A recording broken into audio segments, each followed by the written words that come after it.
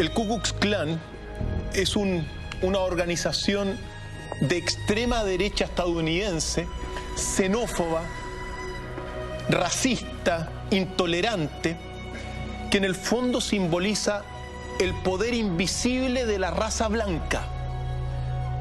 Es una organización que se formó en 1866, después de la Guerra de Secesión en Estados Unidos, recordémoslo. ¿Y por qué?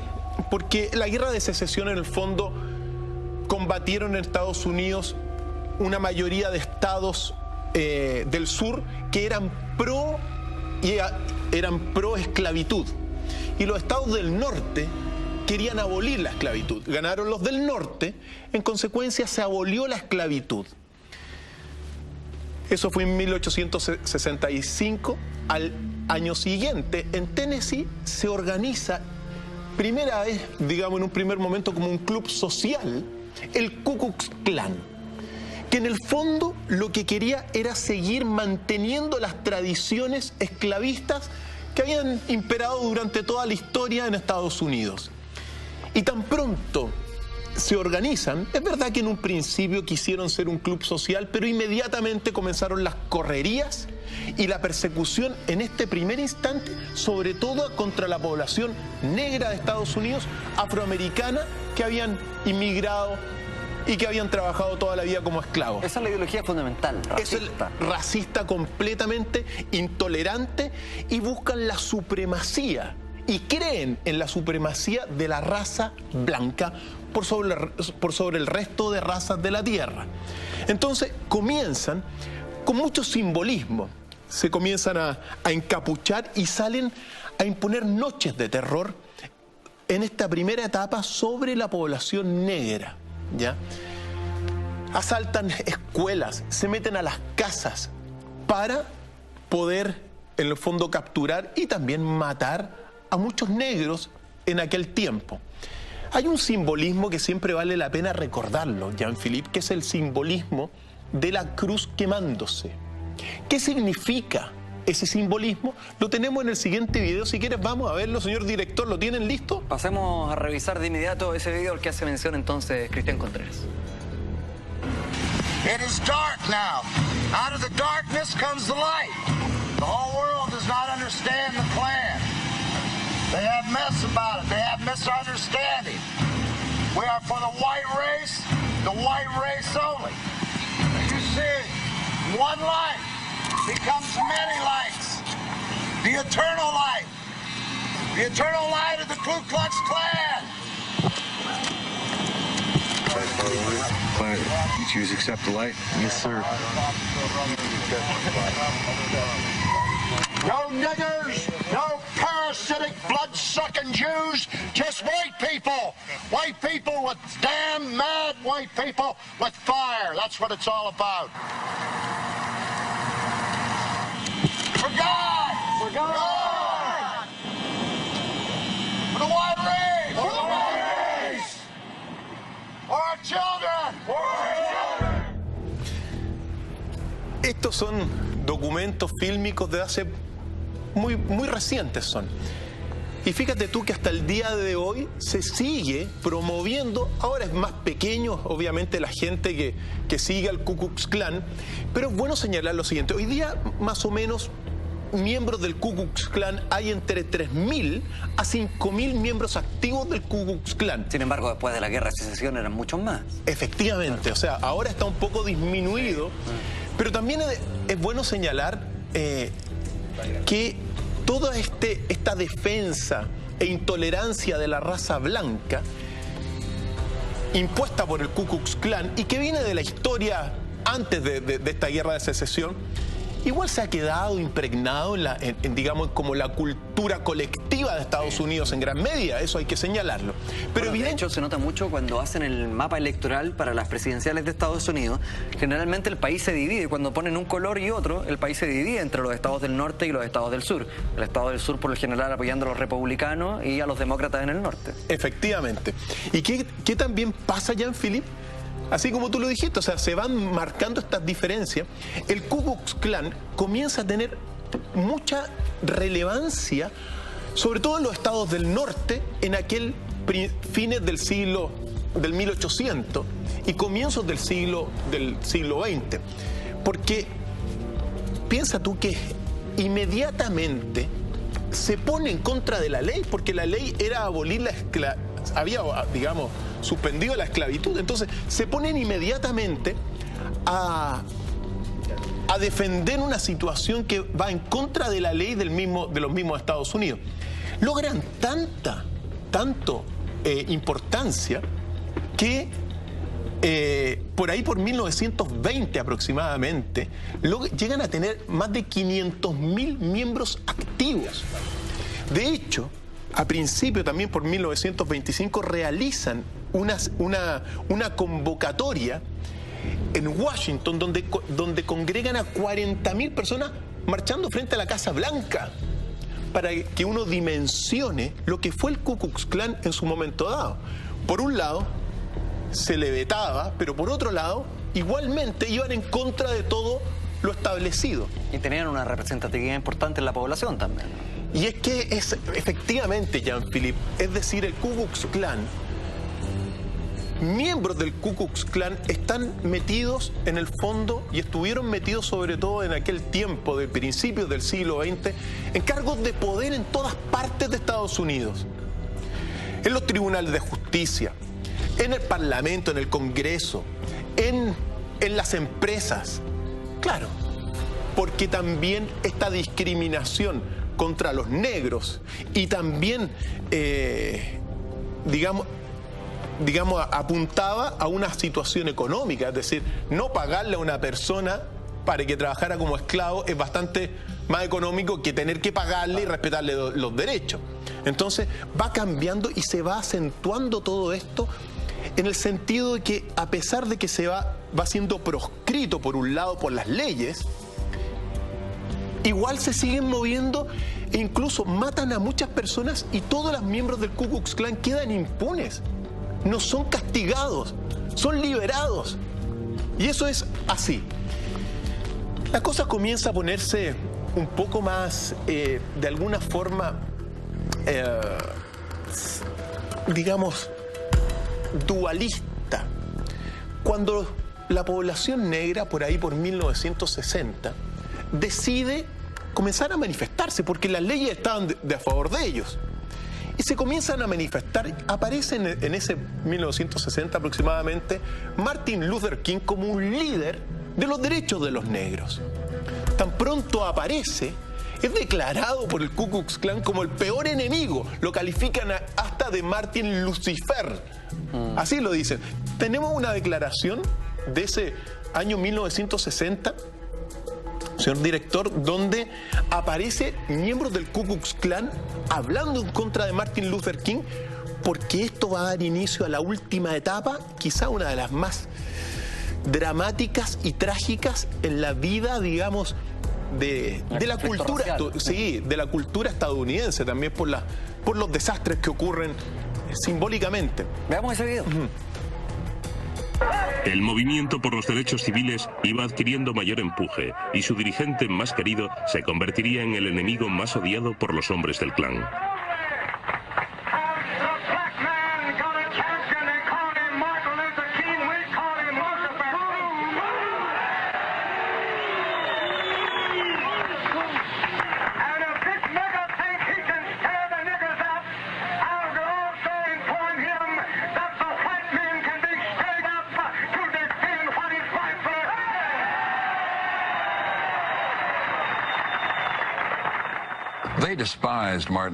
Despreciaban a Martin Luther. Esa fue la respuesta del Ku Klux Klan a la aparición de Martin Luther King y de los negros manifestándose por sus propios derechos.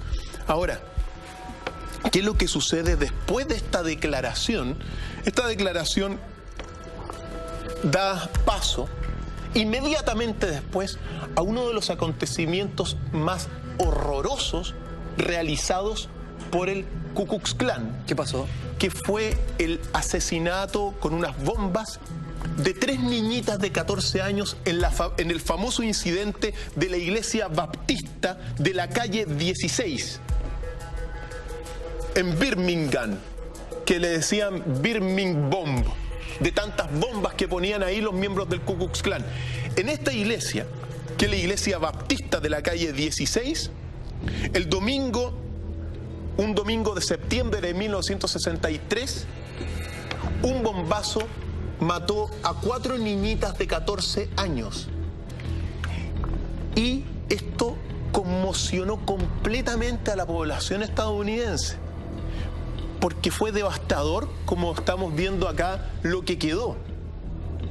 ¿Antes de eso no se tenían registros tan agresivos por parte del Ku Klux Klan de muertes o bombas, actos terroristas? Mira, quizá de tantas...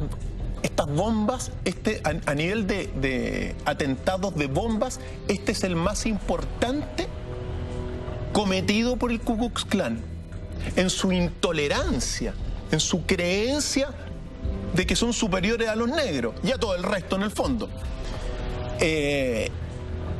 Es el más significativo, pero también hubo otros. Y claro, durante la historia, estamos en 1960, es decir, hemos pasado 100 años. En estos 100 años son incontables los muertos, pero no hay un registro de cuántos muertos mató el Ku Klux Klan y cuántos hizo desaparecer, a cuántos torturó. ¿Por qué rescatamos esto? Porque esto ya se da en un momento donde la población negra desea de alguna forma pelear por los derechos. Tiene la fuerza después de un siglo de pelear por los derechos.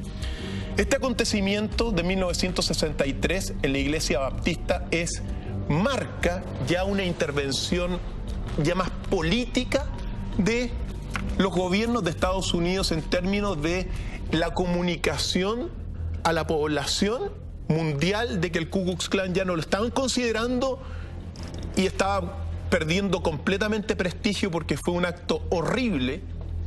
Y esos son los pocos registros que quedan de aquel acontecimiento de la iglesia baptista. Acá entra en acción el presidente Lyndon Johnson. Veamos lo que dijo después de este atentado Lyndon Johnson, presidente de Estados Unidos. Them many long years ago in Texas, and I have fought them all my life because I believe them to threaten the peace of every community where they exist. I shall continue to fight them because I know their loyalty is not to the United States of America, but instead to a hooded society of bigots. Está en el clavo el presidente ahí, ¿eh? Clarito. La respuesta del Ku Klux Klan. El Ku Klux Klan tenía tanto poder, vivía en su mundo, vivía en su esquema, vivía en sus leyes. Después de las declaraciones de Lyndon Johnson, inmediatamente el Ku Klux Klan mata a 3 soldados estadounidenses. Al tiro los mató. En un incidente también tremendamente controvertido y complejo, porque le estaban diciendo a la cara al presidente de los Estados Unidos que no nos interesa lo que diga el señor presidente, y matan a estos soldados. Se captura a los culpables y los dejan libres, los declaran inocentes. O sea, nuevamente impunes. Impunes. Es sorprendente. ¿Por qué? Porque claro, estos son asesinados en los estados del sur, y recordemos que al menos las cortes en aquel tiempo son bastante independientes, son bastante autónomas. Claro, país federado. País federado. Y quedan, o sea, los capturan a los asesinos y los dejan libres. Y son declarados inocentes. Fíjate tú que para declarar inocente después de un asesinato ultra sabido, quiere decir que no solamente los jueces estaban involucrados, sino que la policía, el gobernador también de los estados. Una red de protección. Es una red de protección completa. Y eso provoca que Lyndon Johnson inmediatamente le respondiera al Ku Klux Klan con las siguientes declaraciones. Vamos a ver lo que le responde Lyndon Johnson. Salió en la televisión para hacer una declaración. Arrests were made a few minutes ago of 4 Ku Klux Klan members in Birmingham, Alabama, charging them with conspiracy to violate the civil rights of the murdered woman. Mrs. Leozy went to Alabama to serve the struggles for justice. She was murdered by the enemies of justice, who for decades have used the rope and the gun and the tar and the feathers to terrorize their neighbors. So if Klansmen hear my voice today, let it be both an appeal and a warning to get out of the Ku Klux Klan now and return to a decent society before it is too late. Los llama a disolverse. Rápidamente los llama a disolverse. Sin media tinta, ¿eh? Absolutamente directo el mensaje de Lyndon Johnson. Y por primera vez, después de estas declaraciones, en 1965, por primera vez se meten a la cárcel a unos miembros del Ku Klux Klan que siguieron atentando. Es decir, piensa tú que deben pasar 100 años para que un miembro del Ku Klux Klan por primera vez caiga a la cárcel. Sorprendente. Sin embargo, es verdad que por un lado esta declaración de Lyndon Johnson marca ya de alguna forma el declive del poder tan grande que tenía el Ku Klux Klan en la sociedad estadounidense. Y comienza a caer poco a poco, pero las células del Ku Klux Klan en 1979 vuelven a impactar, querido amigo y amigos, a la comunidad mundial con un asesinato despiadado contra un grupo de comunistas. Las imágenes que vamos a ver, Jean-Philippe, son quizá las más impactantes que podemos ver, porque esto ocurre en Carolina del Norte. Un grupo de comunistas preparaban una marcha contra el Ku Klux Klan. ¿Y qué pasó? Aparecieron los miembros del Ku Klux Klan y los empiezan a matar a todos. Son asesinados.